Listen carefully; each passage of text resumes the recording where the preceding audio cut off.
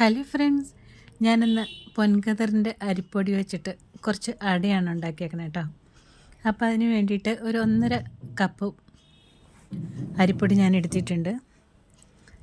അതിനകത്തേക്ക് ലേശം പഞ്ചസാരയും ലേശം ഉപ്പും കൂടി ചേർത്ത് അത് ഈ മാവിന് മധുരവും ലേശം ഉപ്പും കൂടി ആകുമ്പോൾ ഒരു പ്രത്യേക ഇതുണ്ടാവും. ഞാൻ ഈ ശർക്കരയും തേങ്ങ ഉള്ളിലൊക്കെ വെച്ചാണ് ഉണ്ടാക്കണേ കേട്ടോ. അപ്പോൾ ഈ മാവ് അടയുടെ മാവിന് നല്ല മധുരം ഉണ്ടാകാൻ വേണ്ടിയിട്ടാണ് ഇത്തിരി പഞ്ചസാരയും നേരിയ ഒരു ഉപ്പും കൂടി, ഒരു ഉപ്പിൻ്റെ ഒരു ഇതും കൂടി ഉണ്ടാകുമ്പോഴത്തേന് നല്ലൊരു ടേസ്റ്റാവും. ശരിക്കും പറഞ്ഞു കഴിഞ്ഞാൽ പച്ചവെള്ളത്തിൽ കുഴച്ചാലും മതി. ഞാനൊരു 1.25 കപ്പ് ചൂടുവെള്ളമാണ് കുഴയ്ക്കാനെടുത്ത് കേട്ടോ. പിന്നെ ലേശം നെയ്യും കൂടി എടുക്കുമ്പോൾ ഈ കയ്യിലിങ്ങും ഒട്ടില്ല. എന്നിട്ട് ഇതുപോലെ കുഴച്ചുരുട്ടി എടുത്തിട്ടുണ്ട്. എന്നിട്ടൊരു 10 മിനിറ്റ് വെച്ച ശേഷം നമുക്ക് തേങ്ങയൊക്കെ റെഡിയാക്കാം. ഞാൻ കുറച്ച് തേങ്ങ എടുത്തിട്ടുണ്ട്, കുറച്ച് ശർക്കര പൊടിച്ചെടുത്തിട്ടുണ്ട്, പിന്നെ ചക്ക വരട്ടിയത് ഞാൻ എടുത്തു വെച്ചിട്ടുണ്ട്. 2 ദിവസം മുമ്പ് ഞാൻ ചക്ക വരട്ടിയതിൻ്റെ റെസിപ്പി ഇട്ടായിരുന്നു. ആ ചക്ക വരട്ടിയതും കൂടി എടുത്ത് വെച്ചിട്ടുണ്ട്. എന്നിട്ട് ഇതുപോലെ ചെറിയ ഉരുളകളാക്കി വെച്ചിട്ട് പരത്തിയെടുക്കാം. അപ്പോൾ ഈ ശർക്കരയും ചക്ക വരട്ടിയും തേങ്ങയും കൂടി ഞാൻ കുഴച്ച് എടുക്കുകയാണ് ചെയ്തത് കേട്ടോ.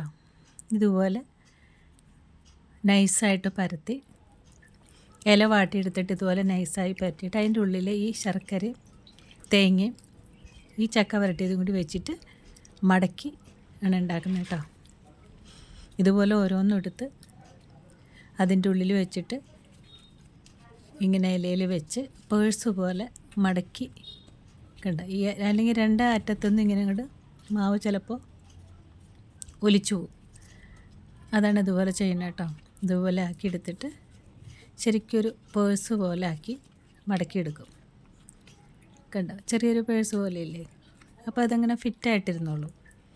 അങ്ങനെ ഓരോന്നും ഇതുപോലെ എടുത്തിട്ട്, അല്ലെങ്കിൽ ചക്ക വരട്ടിയതും ശർക്കരയും തേങ്ങയൊക്കെ വെറുവരാന്നിരിക്കില്ല. അപ്പോൾ എല്ലാം കൂടി നല്ലോണം കുഴച്ച് ഈ ചക്ക വരട്ടിയത് നല്ലോണം നല്ല കീല് പോലെ ആയി കിട്ടിയാക്കോട്ടെ. വെള്ളം ഒലിച്ചിട്ടൊന്നുമില്ല, നല്ല കട്ടി പോലെ ഇരിക്കുക. അപ്പോൾ ശർക്കരയും തേങ്ങയും ഈ ചക്ക വരട്ടിയതും കൂടി കുഴച്ച് വെച്ചേക്കാം. ഒലിച്ചൊന്നും പോകുമൊന്നുമില്ല. ഇനി ചൂടായിക്കഴിഞ്ഞാൽ പോകാണ്ടിരിക്കാൻ വേണ്ടിയിട്ടാണ് ഈ 2 വശം ഇതുപോലെ മടക്കി ഇതുപോലെ പേഴ്സിൻ്റെ രൂപത്തിലാക്കി എടുക്കുന്നത്. അങ്ങനെ ഓരോന്നും ഇതുപോലെ പരത്തി ചെറിയ ഉരുളായിരുന്നു. അത് കല്ലിന് കട്ടി പോലെ ഇരിക്കും. അട കഴിക്കുമ്പോൾ പിന്നെ കല്ല് പോലെ ഇരിക്കും. നല്ല സോഫ്റ്റായിട്ടുള്ളൊരു നല്ല സ്വാദുള്ളൊരു അടയാണ് കേട്ടോ. അപ്പോൾ ഈ മാവല്ലെങ്കിൽ മാവിന് രുചി ഉണ്ടാവില്ല. അതുകൊണ്ടാണ് ഞാൻ നേരത്തെ പഞ്ചസാരയും നേരിയൊരു ഉപ്പും കൂടി ചേർത്ത്. അപ്പോൾ ആ അട കഴിക്കുമ്പോൾ അതിൻ്റെ ശർക്കരയുടെ അല്ലാണ്ട് അരുവത്തൊക്കെ ഒരു ചെറിയ മധുരം കിട്ടാൻ വേണ്ടിയിട്ടാട്ടോ.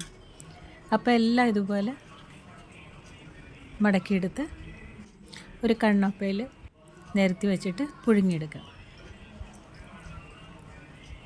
ഇതുപോലെ ഓരോന്ന് അകത്തി വെച്ചിട്ട് ആവി കയറുന്ന രൂപത്തിൽ എടുത്ത് വെച്ചിട്ട് ഇത് പുഴുങ്ങിയെടുക്കാം.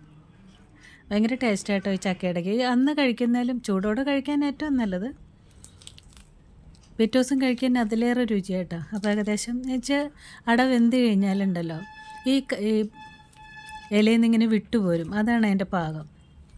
നല്ല ടേസ്റ്റി ആയിട്ടുള്ളൊരു അടയാണ് കേട്ടോ. അപ്പോൾ ഇന്നത്തെ എൻ്റെ റെസിപ്പി ഇഷ്ടമായെങ്കിൽ, ചക്കയുടെ ഇഷ്ടമായെങ്കിൽ ലൈക്കും കമൻറ്റും ഒക്കെ ചെയ്തോളൂ കേട്ടോ. കണ്ടോ, നല്ല സോഫ്റ്റായിട്ടിരിക്കണം, കഴിക്കാൻ നല്ല രുചിയാണ്. നല്ല പഞ്ഞ് പോലെ ഇരിക്കണം, ചൂടുവെള്ളത്തിലും കൂടി ആയതുകൊണ്ട് പെട്ടെന്ന്. അപ്പോൾ ഇനി അടുത്തൊരു റെസിപ്പിയായിട്ട് കാണാം. Okay, thank you.